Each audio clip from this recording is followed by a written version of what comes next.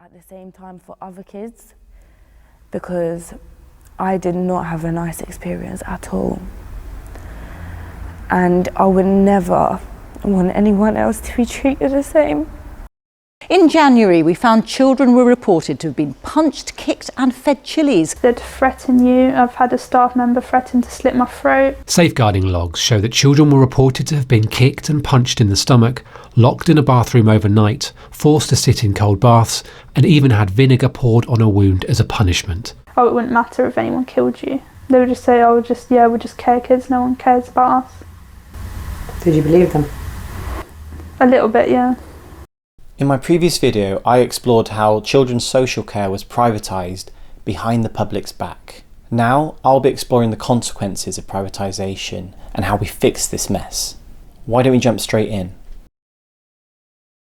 If you look at social care, which is really the monster under the bed whenever you look at any local authority's budget, the role of private equity is disgusting.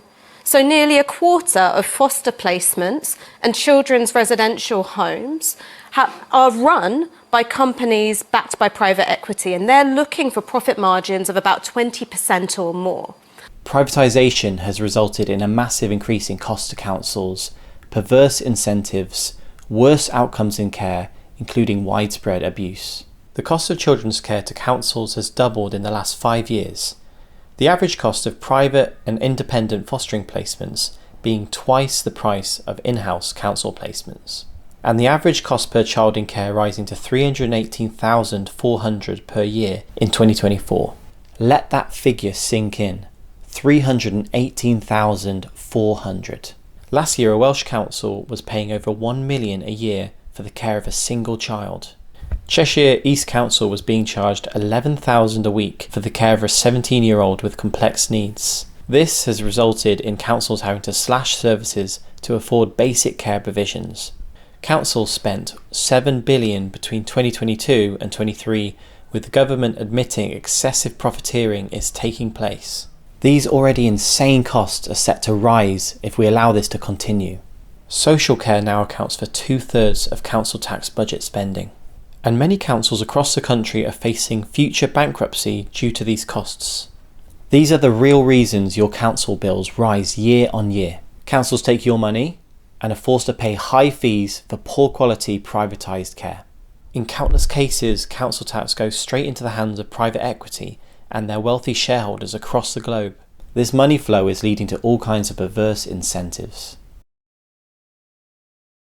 And there was an advert on the back of a bus saying, Foster today, you could earn, I think it was £400 a week or something. And he just said, is that what you get for fostering me? And I went, it's not actually, because we work for the council. And then he was a really smart kid. He was in year 5 or 6 at primary.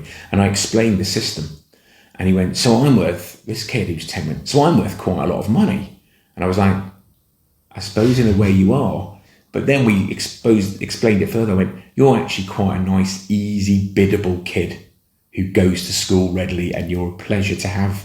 If you really wanted to be worth money, you'd have to be violent, you'd have to be difficult, you'd have to try and burn something down, and then you'd be worth more money. Children in care have become a commodity, which is traded now between corporations, and a child in care is worth roughly £100,000. There isn't a sort of stock market listing for children, but effectively that's what you are doing. You are buying children as units of provision. And what you'll do is get as much money for that child as you possibly can from a local authority while cutting your costs as much as you can. The market has no incentive to catch and solve complex cases early because they're more lucrative. Private foster agencies, or IFAs, can charge higher fees to councils, and the more a child's well-being spirals downwards, the more money they make. In such cases, councils are often forced to compete with each other to get placements, allowing private providers to pick and choose cases based on profit margin. Privatisation brought us competition, but for councils, not for companies. In fostering, a quarter of foster placements in England are from private equity-backed firms that now compete with councils for foster carers. An IFA insider disclosed that foster carers were referred to as gold bars, while children were treated like commodities. I saw cases where management would push to get placements filled even if the child was not the right match for the carer. Recruiters would not tell carers the extent of the child's issues, because a placement meant the income would come in. Privatisation has resulted in children increasingly being placed far away from their home for cost reasons, separating them from their loved ones and increasing safeguarding risks like sexual exploitation. You will get accommodation for that child in the place where it's cheapest to find accommodation. So often in deindustrialised towns, in places where there's effectively no social support, no infrastructure, you're a long way from schools, you're a long way from any of the things which children might need, places where there's derelict housing, in effect, and they will buy up blocks of derelict housing and just cram children in there. In one case I came across, a child was placed in a tent. This is of course leading to worse outcomes in care. Privatised children's care is not only far more expensive, the care is also far worse. There are countless examples of private company failures to provide adequate care while charging excessive fees. Just 13% of private providers achieve outstanding Ofsted inspection results, compared to 21% of council-owned services. Private providers are also 1.44 times more likely to violate legal requirements. These violations open the door to abuse. And there was a time when I was hit in the face by one of the staff members, and I'd gone to the police about it, and the police had come to the home a couple of days later, and the manager just wouldn't let me speak to the police. He spoke to the policeman on the phone, was like, "Oh, don't listen to her, she's just making it up." Paige shared with Newsnight a video she says shows another child's bedroom after that child had self-harmed.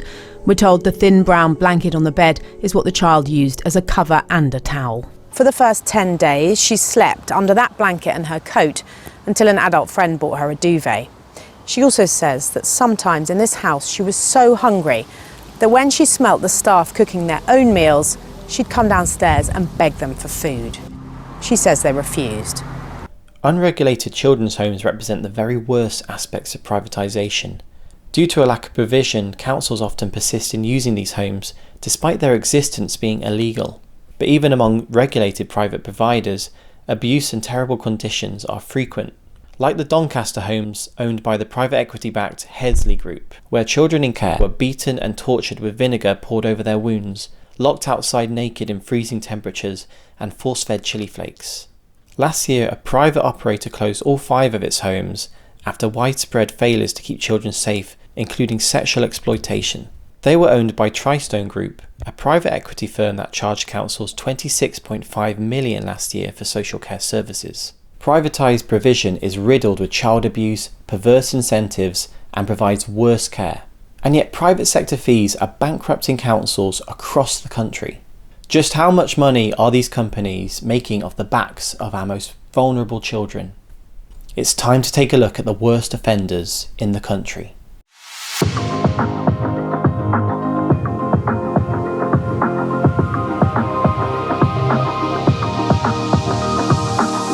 CareTech is privately owned by brothers Farouk and Haroon Sheikh. Their 2025 accounts show 630.4 million in turnover, 223.2 million in profits, with the highest paid director receiving 1.23 million in pay. In 2019, the brothers also took in almost 2.5 million in company dividends. It's a very rewarding job. It's a job that will give you a lot of satisfaction. CareTech also had a 1 billion mountain of debt, with 1 in every £6 of company money paid by our councils finding its way to related bankers, investors, and often based overseas. If you're able to help somebody and improve the quality of somebody's life, you can't put a price on that. Profiting from children in care made these brothers extremely wealthy enough to give back to the community. Like when Farouk Sheikh donated $150,000 to Dr. Zakir Naik's charity.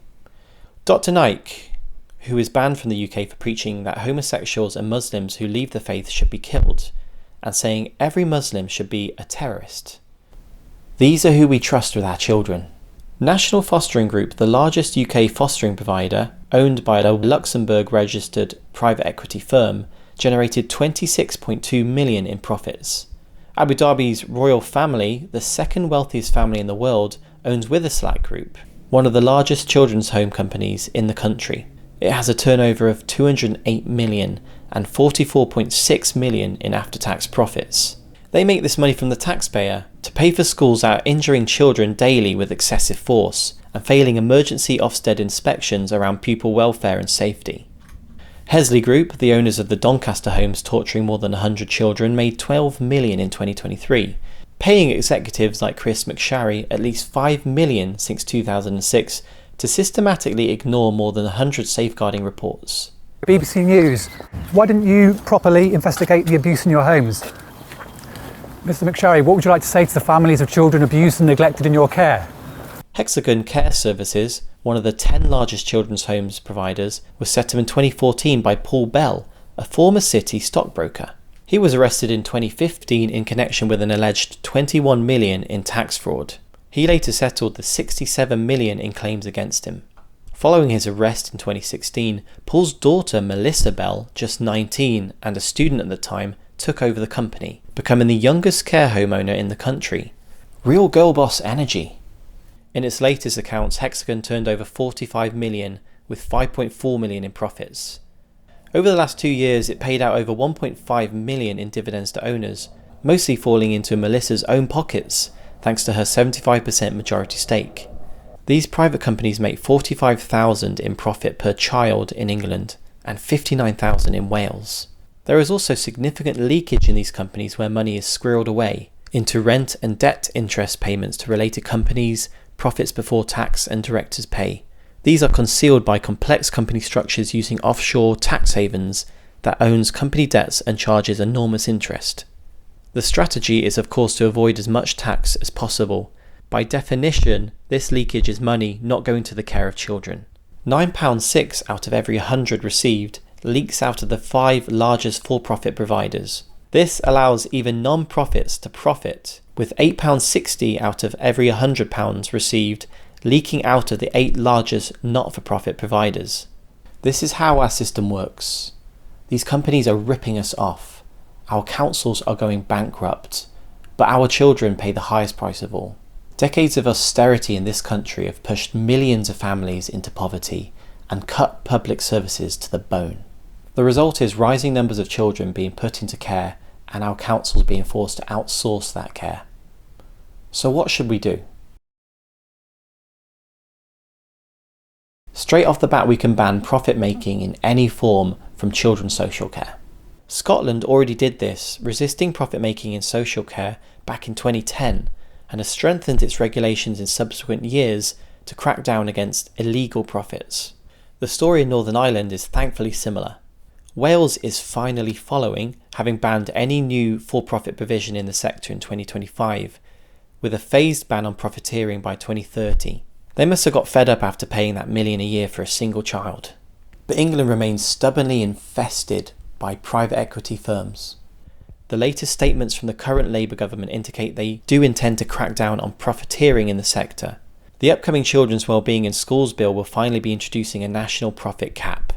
But the reality is social care provision will continue to be more expensive, more prone to perverse incentives, lower quality, and produce more instances of serious abuse, half measures that will never fix the underlying problem. The moral of the story is, I chose a half measure when I should have gone all the way. We could also look at what is driving increasing numbers of children into care in the first place.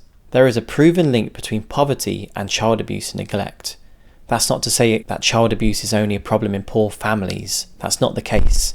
But poverty remains a key driver of family stress, which can lead to neglect or abuse. It's also proven that benefits can help protect against the effects of poverty on child maltreatment. Did you know negative income shocks, like a loss of a job or benefits, result in a 27% increase in child protection investigations, a 38% increase in abuse, and a 25% increase in neglect investigations? Income shocks that were accompanied by supplementary benefits completely eliminated these investigation increases. Families fall into poverty for many reasons outside of their control.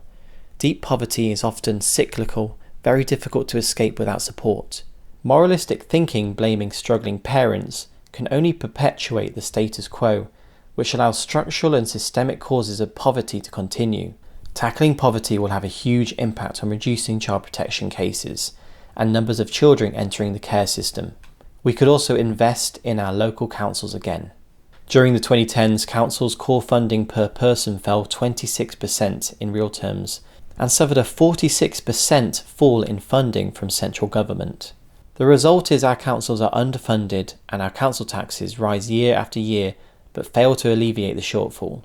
I've seen social care workers are often viewed with suspicion, seen as either useless or work shy or overzealous, far too eager to take children away from families. This is false. I worked in children's social care for a short while and it was horrible. Social workers handle an average of 15.4 cases simultaneously. They juggle endless meetings, child safety inspections, multiple legal proceedings, liaising with countless school and hospital referrals, and police investigations day after day, catching up with paperwork late into the evening. They witness and diligently record a never-ending stream of abuse, neglect, and child suffering.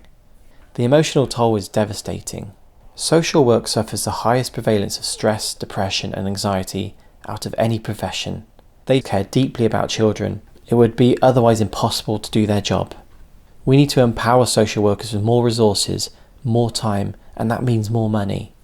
This is how we get out of this disaster that our successive governments have apparently stumbled into. Let's get profit out of social care now. Reinvest in our councils, tackle national poverty, and support our nation's social care workers. Those who created this mess and the people that continue to profit deserve nothing but our contempt and disgust. Put pressure on your local MP, share this video, raise awareness and educate your friends and family. Our children deserve so much better.